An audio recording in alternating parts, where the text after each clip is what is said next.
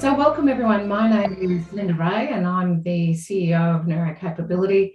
I'm also the co-founder of another company called Conductor Software and co-founder of the Institute of Organisational Neuroscience. In 2006, I stumbled across neuroscience by complete accident, and it really changed the way I thought about things.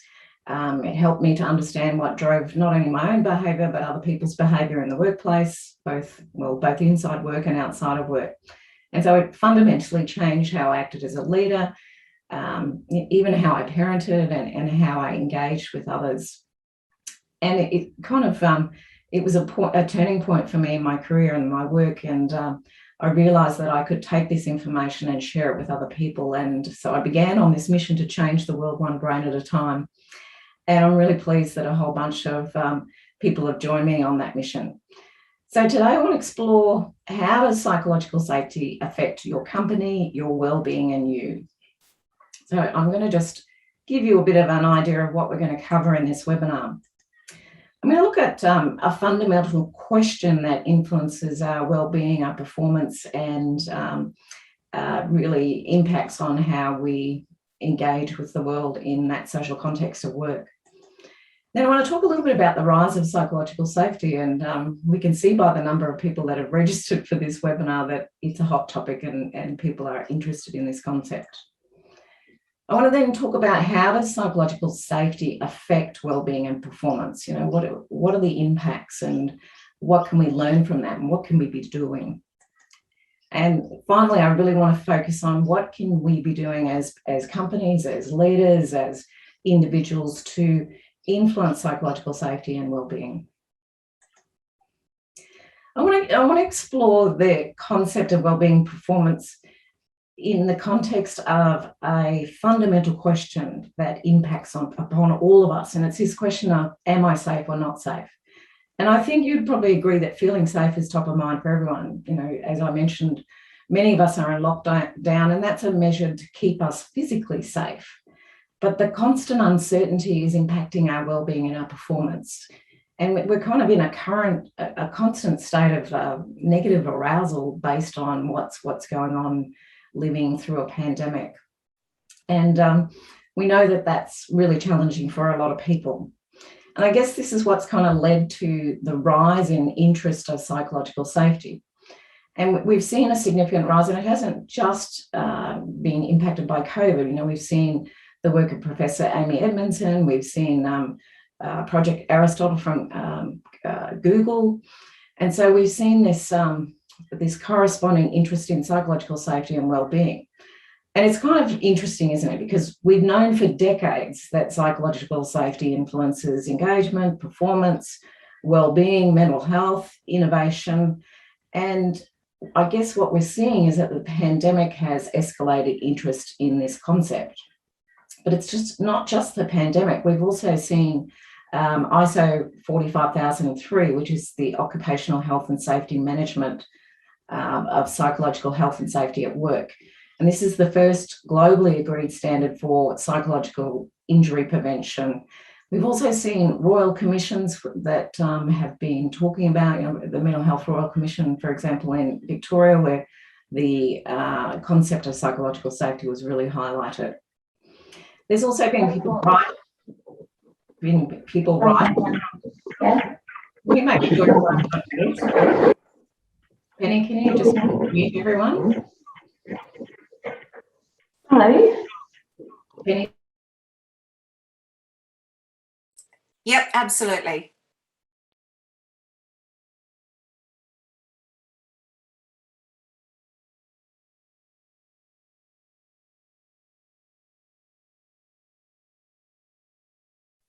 Linda, we can't hear you. Sorry, you're on mute.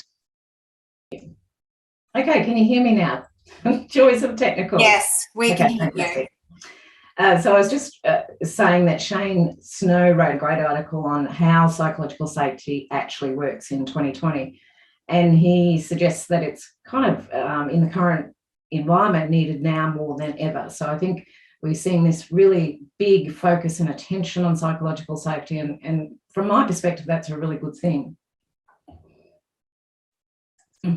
So I'm guessing most of you, because of this rise in interest, would be fairly familiar with what psychological safety is. But it's interesting because it's not a new concept. It was first described by Shine and Bennis in 1965. But I think it'd be fair to say that since that time, there's been a growing body of research that demonstrates the important role of psychological safety in today's workplace. And really, psychological safety is a cognitive state that's the result of how we feel in our social context of work, because work is a social context. And we also know that the brain is a social organ. And it's a key factor in influencing the process of learning, organisational change and employee engagement. And it has big impacts even when you're thinking about transformation processes. And many of us have had to adjust and transform what we're doing to kind of cope with the conditions we operate within. Kahn in 1990 suggests that psychological safety was a condition necessary for people to feel attachments to and engagement in their work roles. So he kind of described it as feeling able to show and employ oneself without fear of negative consequences to self-image, status, or career. As I mentioned earlier, more recently, it's like Professor Amy Edmondson in 1999 started to really bring psychological safety to people's attention, and she described it as a shared belief that the team is safe for interpersonal risk-taking. So what was interesting about her work is she took it from kind of that individual level to the team context. And our work in this area is really also focused on that team context because we work in teams. So whilst it's felt at an individual level, it's influenced by our social environment and our interactions with our fellow team members and also our leaders. So we know leaders influence psychological safety as well. So in other words, it's kind of moderated by our interactions, either positive or negative with others, when we're interacting in the workplace. One of the things I really want to point out, because when I first started talking about psychological safety, people were kind of going, oh, that's about being nice to one another. And so it's a little bit fraught, this term, I think, and it can lead to a conclusion that it's all about being nice and holding hands and singing kumbaya. But really, psychological safety facilitates people to take interpersonal risk in a safe space, but it also means it's about holding each other accountable to shared goals. So it's not about always being nice. We need to be able to have courageous conversations. We need to be able to hold each other to account. So it's really important to understand psychological safety isn't just about being nice. And then we need to be careful that we don't just flip to that end of the spectrum and start thinking psychological safety is all about being nice, because it's not.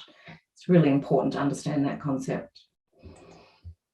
I'm sure some of you would be familiar with Dan Pink and his TED Talk, The Puzzle of Motivation. And one of the things I really loved in his TED Talk is he talked about the fundamental mismatch that exists between what science shows and what business does.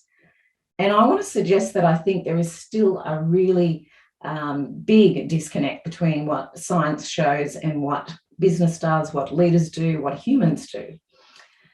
And I guess if we think about, there's been decades of research that continues to show that there is this disconnect, and we're not paying attention to what we're learning about the brain and how it drives behaviour in the workplace. And we've seen, since 2009, there's been huge amounts of research in understanding how the brain operates. Obviously, there's lots of things we still don't understand about the brain, but we know that there are some things that fundamentally drive behaviour in the workplace. And this is what we need to be paying attention to. So what does the science show, and what are the things that I think are really important for us to understand in the context of psychological safety and well-being? And I think our well-being performance is fundamentally impacted by the answer to a very simple question. And that simple question is, am I safe or not safe? And we've seen the fields of social neuroscience and affective psychology have really helped us to better understand how this occurs. My colleague, Professor Justin Kennedy, and I have been exploring the applications of these fields and the research that's coming out of it, because it's great to look at the science, but you need to then go, what's the so what? What does that mean for how we need to understand what we need to do in the workplace. And this kind of led to us developing a model that we call SNAP, which is, it's called SNAP because it's underpinned by social neuroscience and affective psychology. So I want to talk for a moment about how our brain keeps us safe. And really, if you think about our brain, and it's the most important organ in your body, and I don't know about you, but I carried my brain around for about 40 years without paying it any attention. But really, your brain is fundamentally trying to keep you alive and well so that we can continue as a species. And that means that your brain is constantly making assessments outside of your conscious awareness about both your physical safety and your social safety. And so if you think about what this means in terms of the work that I've been doing with Dr. Kennedy, what we're kind of suggesting is that there is this concept that we're referring to as social safety, and we make a snap judgment. So we take in information through our senses, so through our 5 senses, we're processing a whole bunch of information. This is outside of conscious awareness. So think about from the first moment that you walk into a social context, it could be a team meeting, it could be a store that you're walking into, it could be a classroom, all of these are social contexts. And what happens from the moment that we start to move into this context is we take in all this information, and really what we're trying to do is notice what we should pay attention to, whether there's something that could be a threat in the environment or something, a reward, and answering a question, am I safe or not safe in this social context? When we determine outside again of conscious awareness that we're not safe, so we might notice that people are not looking at each other, they're looking down, there doesn't seem to be any chit chat happening, no one welcomes us when we walk into that room. Our brain goes, oh, something's not right here, it's not safe, or people might even be talking loudly or having a disagreement. And so we know that when that happens, it activates what we call the snap reflex. And the snap reflex is our fight, flight, and freeze response. And we know that there's a whole neurophysiological response that kicks in. We see cortisol, we see norepinephrine, we might see decreases in serotonin. There's a whole neurophysiological reaction that happens again outside of our conscious awareness. We might notice it by our hands getting sweaty or our heart starting to race or our mouth getting dry, but it happens outside of conscious attention, and then that guides how we act. Do we engage in that social context, or do we just kind of disengage and try and keep ourselves safe? So that kind of guides and helps plan our action. So this happens outside conscious awareness. It's then at that moment when that's kicked in that we can start to consciously be able to articulate, why I feel safe or why I don't feel safe, even if it's a conversation in our head. And that's where it comes to our conscious awareness. And that's where we can describe whether we're feeling psychologically safe or not feeling psychologically safe. So I think this is a really important concept to understand, that a lot of this happens outside of conscious awareness. However, what we do when we interact with other people is that we actually influence that social context and that social safety of people. And it's psychological safety. Our feeling of psychological safety is a result of that, and the result of that assessment. And I guess if you think about what's happening right now, we've almost got this double whammy effect. So we've got the we're operating within a pandemic, so there are concerns for our physical safety. We're going to catch COVID, and then think about people that don't feel safe in their team. So if you've got people who have made a snap judgment that it's not safe here, and I don't feel psychologically safe, then you've got all this stuff happening in the environment. I think that's what's contributing so significantly to mental, we're seeing rises in mental health issues, and we're also seeing poorer well-being within the workplace. And if you think about, it's not just, if you think about one of the key things, if you're not safe at home, and we know that that's the case, we've seen all of the evidence around domestic violence, work could have been kind of like a safe haven And now people are experiencing other pressures at home that we possibly don't understand or not aware of. So it's that double whammy that I think we're experiencing right now, which is really, really significant, because we also have high levels of constant uncertainty, which is, leading to allostatic load and increased stress levels for all of us. And what's interesting is there's a whole bunch of research around this concept of emotion contagion. So when I'm not feeling safe, our brain is very clever in trying to notice what's happening with other people we're interacting with. Oh, if they're not safe, maybe I should pay attention because there's something bothering them. And this is kind of referred to as emotion contagion. And so if you think about what's happening right now, people are feeling really uncertain. Maybe people are feeling really anxious. They're really frustrated. When are we going to go into lockdown? When are we going to get out of lockdown? What about that holiday I booked and now I can't go? These emotions can impact on other people, and they can it's a bit like a sneeze. They can catch that negative emotion. So I think that's another compounding factor right now, as we've got this emotion contagion also occurring. And this then, when you think about how does this impact performance, because I guess that's one of the key things we need to be looking at right now.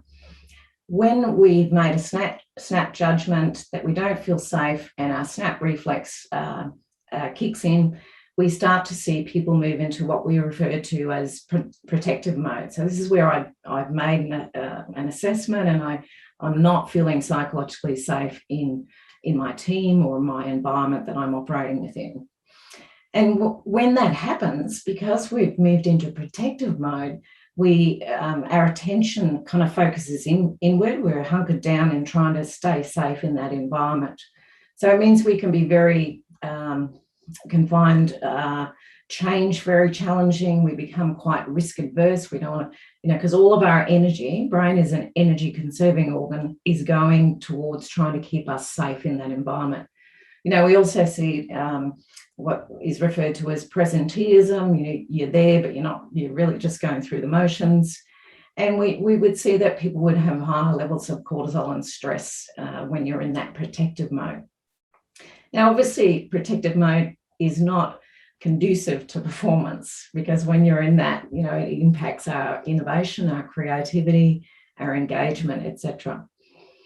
On the other hand, when you feel safe and when you kind of have made that snap judgment, it's safe here to take interpersonal risks, then the focus of attention can move out and be broader.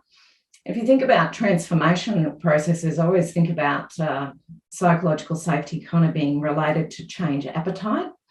When we don't feel psychologically safe, we have not a great change appetite. When we're feeling psychologically safe, we have more of a change appetite in that area.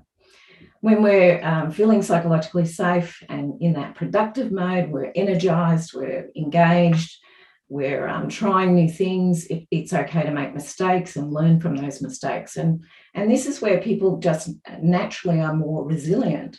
So if for example, you're trying to implement resilience programs when people are in this protective mode, you're probably not going to get a lot of impact and a lot of cut through with resilience programs, when in fact it's the environment that's actually influencing their psychological safety. And sure, we can give them some tips to deal with that, but that's not really going to the root cause of it. So I guess I want to kind of suggest that I believe, and I'm looking this through, be exploring this in my PhD studies, that there's a precursor to psychological safety, and it's what I've referred to as social safety. And social safety is really an individual's perception that they feel socially safe to engage in interpersonal risk-taking. And when you think about what is it that we can influence as leaders, as team members, it's really the social safety of people. Psychological safety is the outcome of our assessment of our snap judgment of our social safety in that context. So I think this is really fundamentally important to understand. And when I started to use the word social safety, that seems to resonate more with people. I think when we say psychological safety, it sounds very kind of individualistic and people get nervous about that term, but when we talk about social safety, I think there's more appetite for that. And before I move into some questions, I just want to talk about lead versus lag. And I was reflecting on when did I first start becoming interested in lead indicators, and it was really probably in my 20s and 30s when I was doing research looking at what were the factors that led to youth homelessness, domestic violence. I was working in kind of the social services sector. Now, what I think that we need to be really thinking about is that social safety is the ultimate lead indicator that influences a whole bunch of things in our environment that relate to performance and well-being.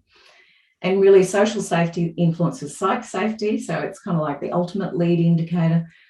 But we know that when you have high levels of psychological safety, that all of the research and evidence shows that there are less safety incidents. We see that mental health is not as big an issue.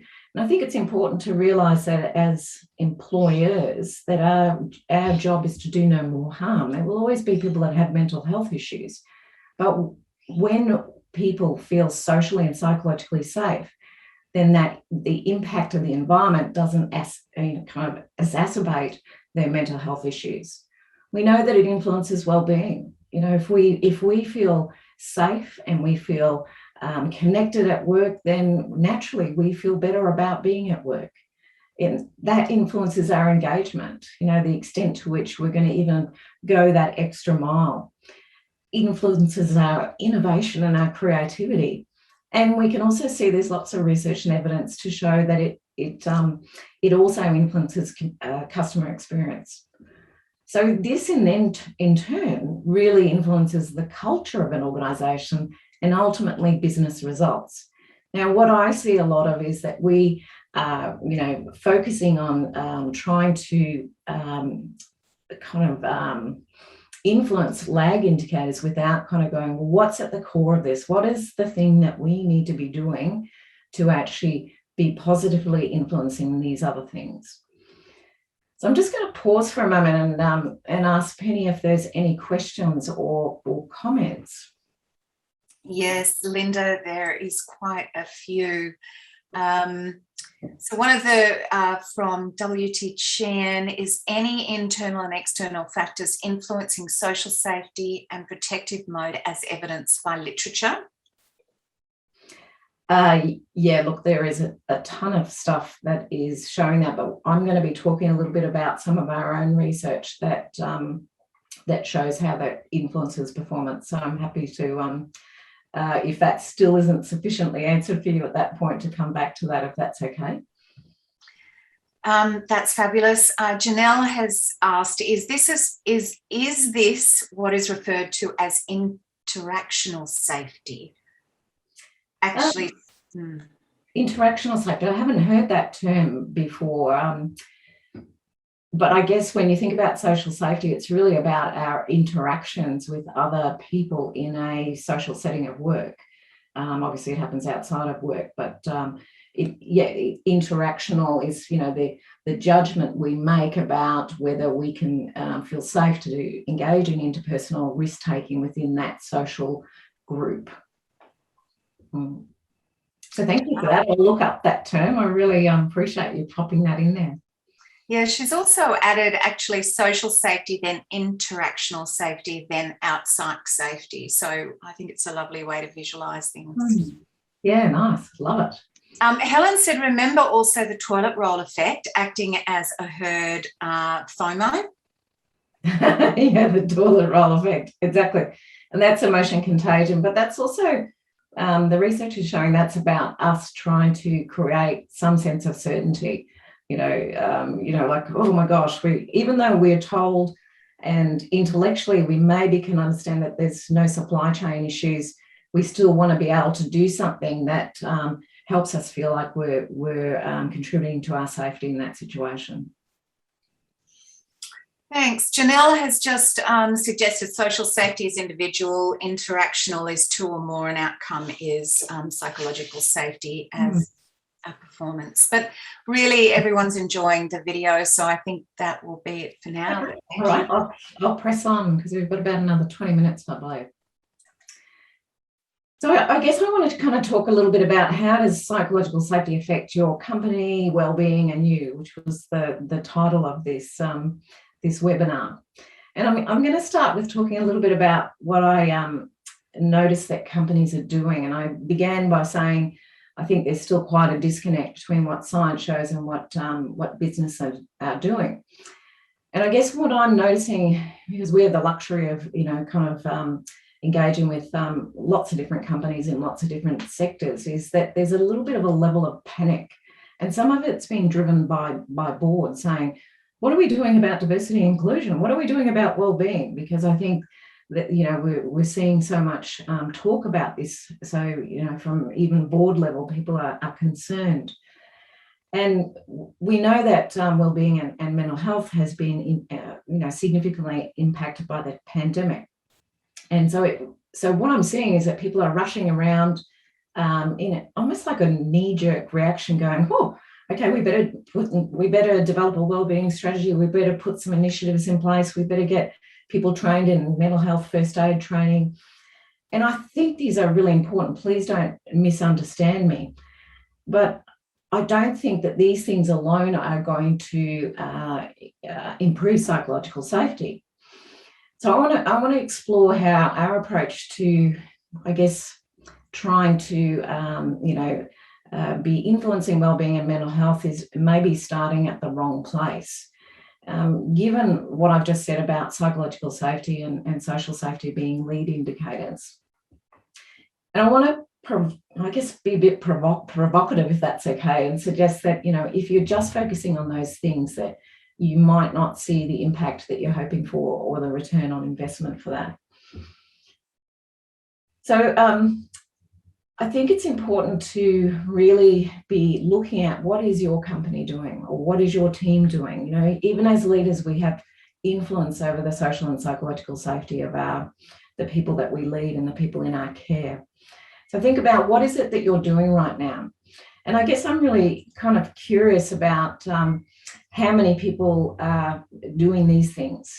Firstly, whether you're measuring psychological safety, whether you're developing a whole of organisational psychological safety strategy, and how you're building capability of leaders and team members to positively influence social and psychological safety. And I'm going to just kind of go through each of these points, and then I'll talk a little bit about what we can be doing as individuals. So the first thing is, I would be suggesting to people that if you're not measuring psychological safety, then you should be. And that's because it's a lead indicator. And yet I still see many people using engagement surveys. In fact, in the companies that I've been talking to, some people haven't done an engagement survey for 2 years because, the pandemic's got in the way, and then engagement surveys are massive. And so we're all the brain is an energy conserving organ. So we go, well, let's not do that.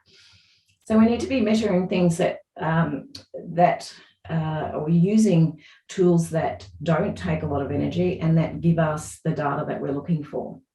And I guess my question to you would be, think about the surveys that you're using right now. Are they giving you the data to make data-driven decisions about improving psychological safety? I think I mentioned at the beginning that I'm a co-founder of a sister company, Conductor Software. And we established Conductor Software after NeuroCapability developed a psychological safety team-based assessment survey. And it's 25 questions, takes 3.5 minutes on average to complete. And we started to think, well, how can we link psychological safety with performance? And so we built software in Conductor Software that does precisely that. It administers the tool and then links it with any metric that you like in an organisation. So you can see this was a school-based assessment safety in a school, looking at teachers and staff. And if you see the bottom, that's like a heat map. So what it generates is a heat map where we can see all 25 questions and how teams are performing from based on those questions. But this is where it gets really interesting. And I think this is where this is really important about getting some data-driven, or getting some data that can help you make decisions.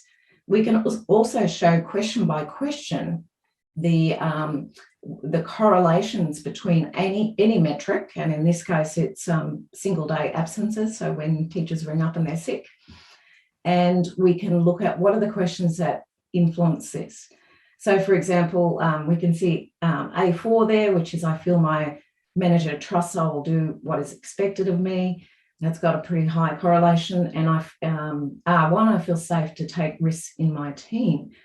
So what this does is it then helps you to think about what are the things that influence psychological safety, and in turn influence these performance metrics. And you can look at anything. You know, we've done sales conversion rates. You can look at LTIs, any of those things. You can look at what are the specific behaviours that we need to focus attention on that will positively impact both psychological safety but also performance. So that's the first thing, is I think we need to be measuring psychological safety rather than spending all this time measuring lag indicators that don't give us the data that we're looking for.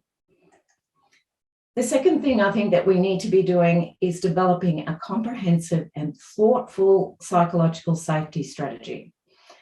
And I'm not seeing many companies doing this, and that concerns me, because I think that it's kind of like that knee-jerk reaction. It's very reactive in what we're doing right now. How can we really take a step back and think about doing this in a much more proactive way? So I'm curious, and I'd love for you to just pop in the chat pane. Is anyone developing a comprehensive psychological safety strategy? I'd love to, a Y or an N. That would be really great. As I said before, boards are getting more interested in wellbeing, mental health and psych safety, but we're not making the data-driven decisions about the best approach to positively influence both social and psychological safety. And if you don't know what's happening team by team in your organisation, how can you develop a strategy that will lift the needle on psychological safety? How can you actually be able to target interventions that are informed by data that can help you lift that needle? And I just want to show you a little bit about, if you think about when you get data that helps you to understand the psychological safety and also the links with performance, we can start to plot and kind of look at where teams fall in this quadrant that you can see on the screen. So if you see down the bottom axis, it's about psychological safety. So we measure psychological safety. Then we look at, any kind of metric, and that's kind of the accountability axis, if you like. So we know that the teams that are in the success quadrant have high psychological safety, but they are also performing well. So we see that, the metrics are positive. So that's great. That's where you want people to be. You want people to be in that northeast quadrant. And then if you look at down the bottom, we can also identify teams that are in that safe zone, and that's great. They've got psychological safety, but they're not actually performing in the best way that they can. So they might be having a great time together, but they're not actually holding each other to account. And there might be an accountability issue for the teams that are located in that quadrant. If we go to the top left quadrant, what we call the stress quadrant, this is where there is performance, but there is low levels of psychological safety. And that's where we might see high levels of burnout. We might see high levels of psychological injury claims. And so obviously you don't want teams in that quadrant either. And we do see teams in that bottom one, which is really concerning. That's where there is low psychological safety and low performance. And, that's where people are really experiencing probably, if they have a mental health issue, that's going to be very negatively impacted if they're located in that quadrant as well. It's also going to be, have significant implications for well-being. So if you think about what we're doing and how we lift psychological safety, the interventions have to be different based on where the teams are located in these different quadrants. And one of the things we've been able to do is through our surveys to identify, we've got 5 questions that measure leadership influence. So we can also team by team be able to determine whether it's a leadership issue that is impacting on this team, or is it a team interaction? So they might, the leader might score well, but the team scores are quite low, and that helps you to understand that our interventions need to be focused more on team as opposed to building the capability of the leader. So I guess when you're thinking about, and I'm going to talk more about building a psychological safety strategy in the November webinar, but I just wanted to give you a little bit of a sense of how important it is to understand where teams are, and then that helps to inform our intervention strategy. And the good thing is when you're measuring, then you can do interventions, and then you can actually measure your return on investment. So you can see how those interventions are working or not working, and that way you can adjust your strategy in line with your next kind of measurement of psychological safety. So I want to just talk a little bit about building neurocapability. So one of the things we know from the research is that around 75% of people say their most stressful aspect of their job is their immediate supervisor. And most leaders, they're set out to be the most stressful part of their employee's life. It's often because we've promoted them based on their technical expertise, but not given them the handbook for how you lead people and how you support people to feel psychologically and socially safe. And we know that leaders also influence psychological safety quite significantly, up to about 70%. So I guess we need to be starting to think about, what are we doing to build what we call neurocapability of our leaders and our team members, so that we are positively influencing psych and social safety. And really for us, it comes back to this concept of neurocapability, which is leading with the brain and mind. How do we understand what drives behaviour from a neurological and a neurophysiological aspect, and how do we then use that knowledge to change how we engage and interact with other people in the workplace?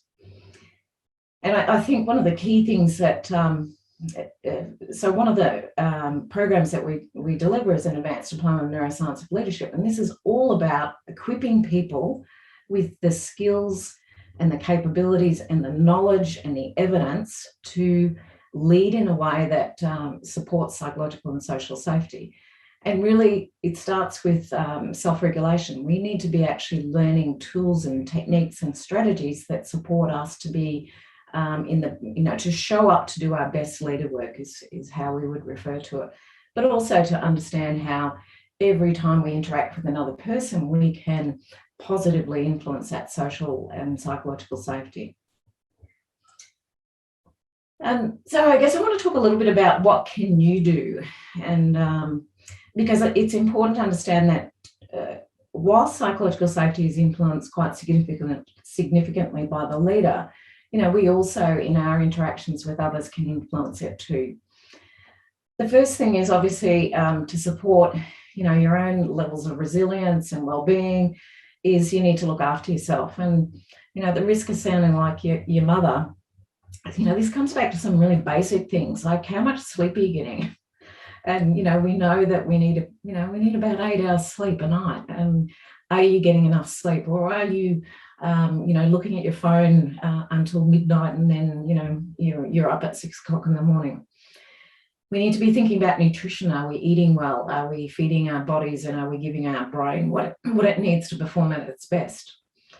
We need to be thinking about activity. And one of the things that I've noticed is people are not leaving their homes. You're working from home, you're in lockdown, and okay, some people have a 5-kilometre restricted area they can go out, but we need to be getting out of the house. We need to be getting out in the sun. We need to be getting out in nature and actually not eating lunch at our desk. And some of the people in our diploma program have started to really very mindfully do this. So they're not eating lunch at their desk. They're going for a walk at lunchtime. And they've said that it's had such a profound impact on not just their sense of well-being, but also on their productivity, because they've given themselves a break. And I think the other thing is to think about, how do you maintain a positive mindset in the midst of a pandemic? And so it's really about, how do we look on the bright side? How do we do some positive self-talk in the morning? And I think one of the really interesting things, and I was just thinking about my own personal experience. I live alone. I'm used to seeing my children and my friends and my colleagues, and we hug each other. And when you hug another person, there's oxytocin is released. And so I think a lot of us are experiencing oxytocin deprivation at the moment. Now, this might sound really basic, but remember to breathe. And this is about self-regulation. What techniques are you developing that support you to self-regulate and to be able to manage some of the emotions and feelings that you might be experiencing right now? And obviously, one of the very basic one is about remembering to breathe. And in fact, research by Andrew Huberman talks about, if you take, it's a bit like, when you're crying and you do the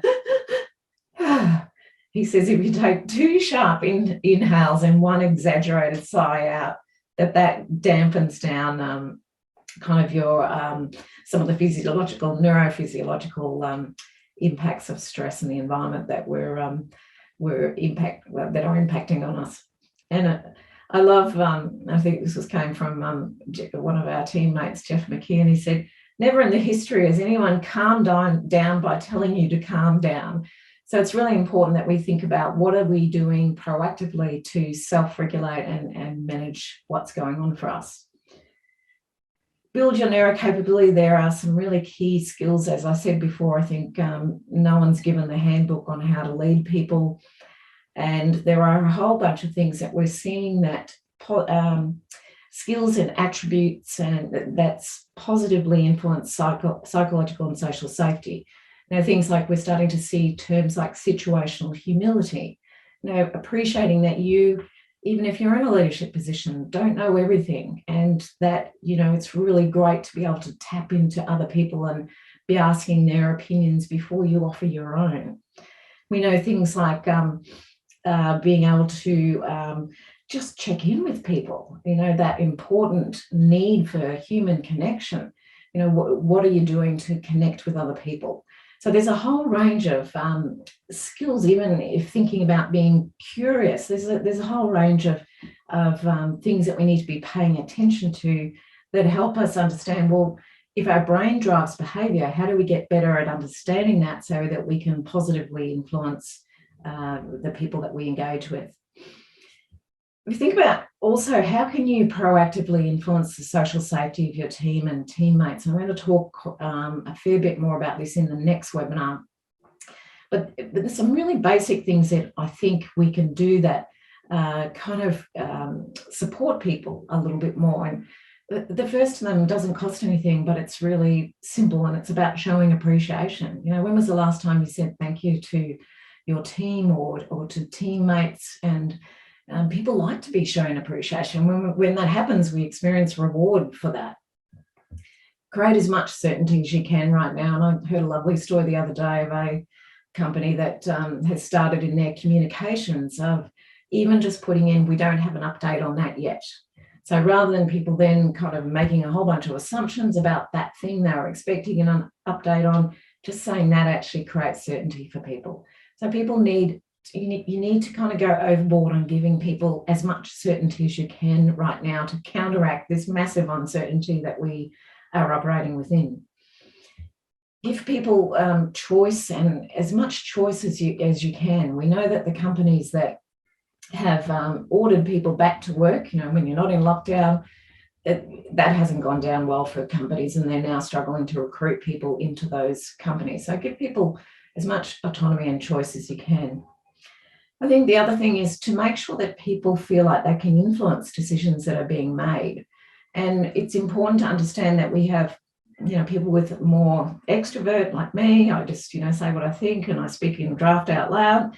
And then we have introverts, and it's really difficult in a Zoom environment to hear the quiet voices of the introverts. So what can you be doing to make sure that you check in with them even prior to a meeting and ask them for their thoughts about something, so that they also have a voice and they feel like they're influencing decisions that might affect them. Remember to ask your teammates if they need help. If you think they're struggling, ask what you can do to help. Not even, do you need help? What can I do to help you? Just that act of caring for another person really supports people to feel connected to you. And of course, make sure you're treating people fairly. When we don't feel like we're being treated fairly, that can generate a real sense of threat and make us not feel safe. I think the other thing is to remember that most people, 99% of people act with good intentions. So to go in with an assumption that people are doing the best they can, but what can we do to support people to manage through these difficult times? So I guess we're just about out of time. It's kind of summing up what should companies, what do we need to be doing to enhance well-being? Well, firstly, I think we need to be measuring psychological safety, as I've said. I think this is really important and more important now than at any time in recent years. We need to be developing a comprehensive strategy that includes, some of those really important things like mental health first aid training, like some wellbeing initiatives, but it needs to be part of a comprehensive, well thought out strategy.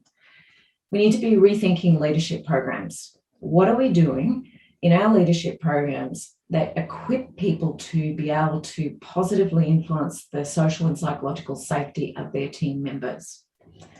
And finally, I think we need to be moving away from an individual focus of thinking, well, we just need to build your resilience and that will fix things up.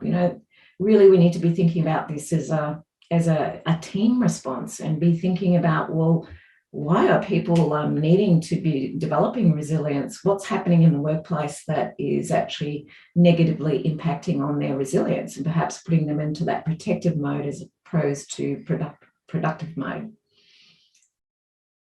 So finally, the workplace wellbeing, really it all starts with psychosocial safety, and I believe that's the critical lead indicator that we need to be paying attention to. I've just got a list of some of the resources and contacts, and I know that some people will have to scoot off. I'm going to stop and pause for some questions in a moment.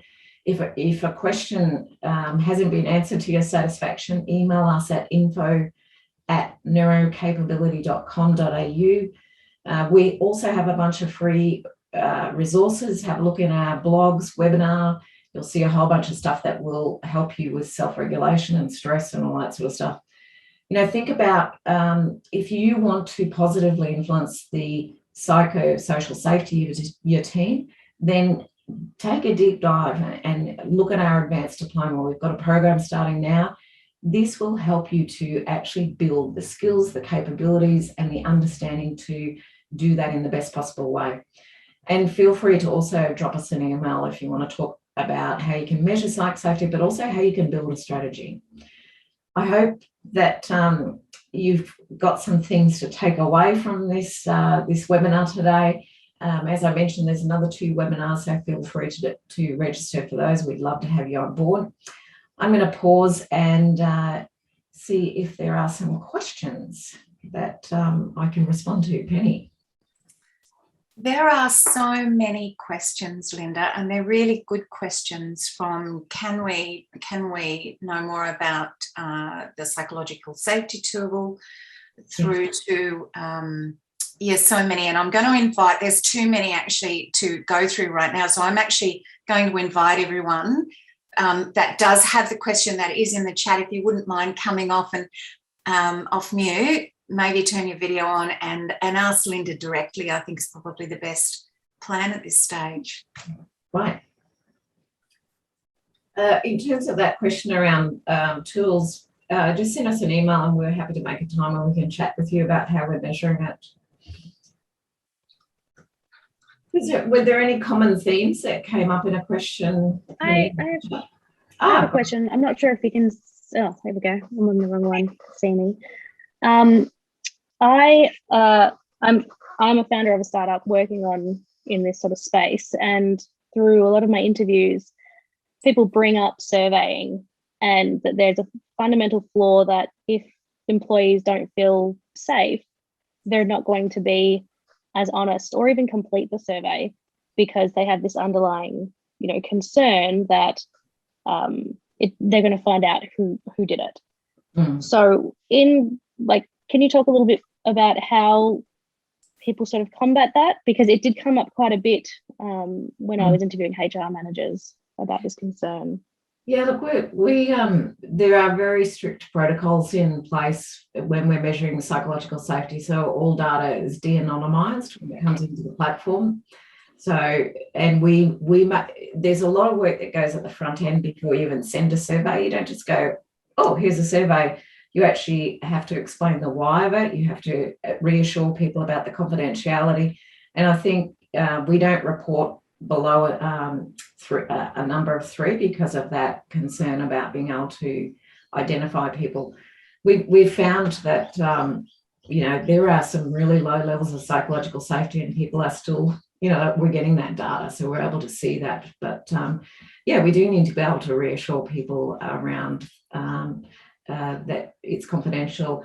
I think the other thing is that we ask people to report on the frequency with which something is occurring, from always to never, whereas other surveys ask people to make a judgment from strongly agree to agree. So that's a very big difference, because people are more reluctant to make those judgment orientations rather than say, oh yeah, that's happening sometimes, or never, or always. So have we got any other questions? Yes, we certainly do. Steve suggested that an additional step to bring in accountability of the leader as part of their KPI. If I could expand on that, I just wondered whether there's any evidence that corporate is actually taking this seriously by having. It's great that you got the training. It's great that you got the psychological safety as a part of your strategy. But is there any actual requirement by the manager to deliver as a part of their KPI to create a safe environment? And how would you go about measuring that? Because I think, having come from corporate and having spent time in there, you get measured on, or your behaviour is based on what you get measured on. So if it's not a measurement, I'm not going to do it. Does that? Yeah. Is there any thoughts on that?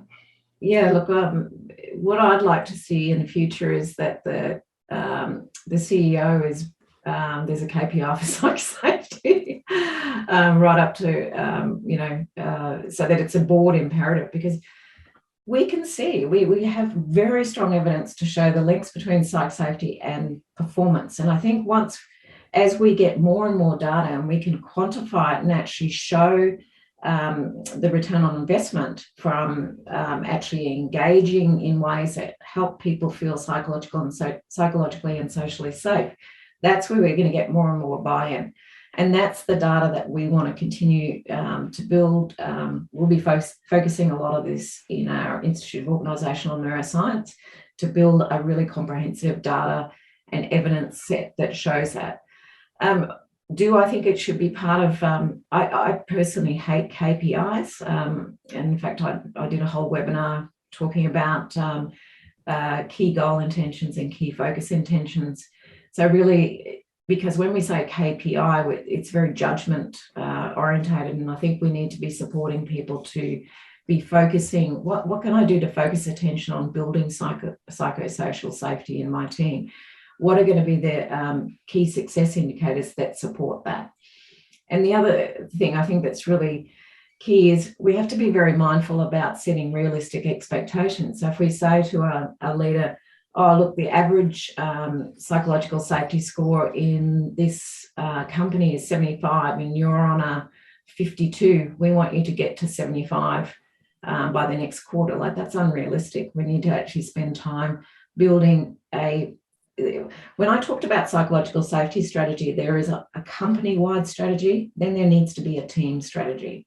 So it's actually working with a leader to build a team based on their team results so that we can support them to lift the needle on psychological safety. And they need to understand what's in it for me. Like what will be the benefit to me of focusing attention on this? So I think that's another really key thing of people understanding the benefit or the risk if they don't pay attention. But isn't that a KPI? Isn't the result a KPI? I mean, what I would, and this is a bit of a hobby horse of mine, but to create a safe space, one of the measurements that you could put in place is how many people have you trained that could replace you. Mm-hmm. So that's a safe space right there. Yeah. Because if you feel safe enough in your job that you can train 3 people to do your job, and without fear of thinking that you're going to lose your job, wouldn't that be a great place to be? Absolutely. Yeah, I think that's a really good point. Thank you, Steve. Linda, Alex has had her hand up for quite some time, very patiently waiting. So Alex, do you want to come? Thank you, Penny. Am I off mute? Yes. Okay, great. Look, I missed the first 10 minutes, so forgive me if I'm covering, if I'm requesting that you cover ground that you opened with. I'm a startup founder. I come from quite a traumatic background. Psychological safety isn't something that I've ever really had, which is part of the reason why it leapt out at this webinar opportunity, leapt out at me to learn more about it. But because I didn't have it in my home environment, I didn't know how to replicate it anywhere else. I made exceptional effort to make sure that my team had it, and it was just a given to me that you would do everything you could to create a nurturing environment that people felt that they were able to openly communicate. So hearing others' perspectives on that from a background in corporate is helpful and interesting. But my question is, how do I measure if I've got it now, if I've got psychological safety now, and or what can I do to establish that for myself? Because that is the first thing that I need before I'm going to be capable of leading anybody or getting back into my work. That's a great question, and congratulations, Alex, on starting a startup. That's a really big journey. And we do, our environment and how we've been brought up does profoundly impact how we engage with others. And I love how you're very committed to building psychological safety. I think that the most important thing is to start with self-regulation and to really be looking at how do you, because one of the things when we've actually had trauma in our upbringing, or even in trauma from a work team and an experience, we expect it always to be like that. So how do we make sure that we're making, the snap judgments I talked about earlier in the webinar, that we're not making incorrect snap judgments based on a cognitive bias. So a cognitive bias, memory is a cognitive bias. So sometimes when we've had a bad experience in a team, and we move to another team, we can just assume that we're going to have a bad experience in that team. So it's really the self-regulation and self-awareness techniques to say, is that past experience biasing and influencing how I'm experiencing this current situation? So I think it comes back a lot to that self-regulation stuff. So that might be something to focus some attention on. I absolutely agree, and that's where I have started, where I noticed that I'm attributing meaning to situations, or I'm tense in situations that I have no cause to be, and that's taken a little bit of time to recognize and then to relieve for myself. But I still don't, because I just don't have that baseline. I still don't know where and when those triggers are actually valid, if you know what I mean. Yeah. It might be useful to go onto our website, have a look at our blog, and then there's a category called webinars, and there's a whole bunch of webinars in there that you might get some glimpses and insights for that. So thanks, Alex. Appreciate it. Thanks. I'll check that out. Yeah. Any other questions or comments? Wonderful as always, Linda. Hey, Nick.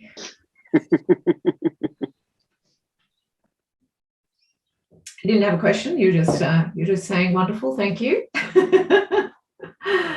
Any other comments, questions? Anything else from the chat pane, Penny? Oh, it's 1 o'clock. I realise we're just actually pretty much out of time. Look, I just want to say thank you. It's wonderful to see so many people still on the call at the end, and appreciate your participation. I hope you can join us for some of our other webinars, and I hope you've walked away with some insights and thoughts about, even if it's just got you thinking, then that's from my perspective something really useful. So thank you, everyone. Have a wonderful day, and I look forward to hopefully seeing you as a frequent flyer on one of our other webinars. Cheers, everyone.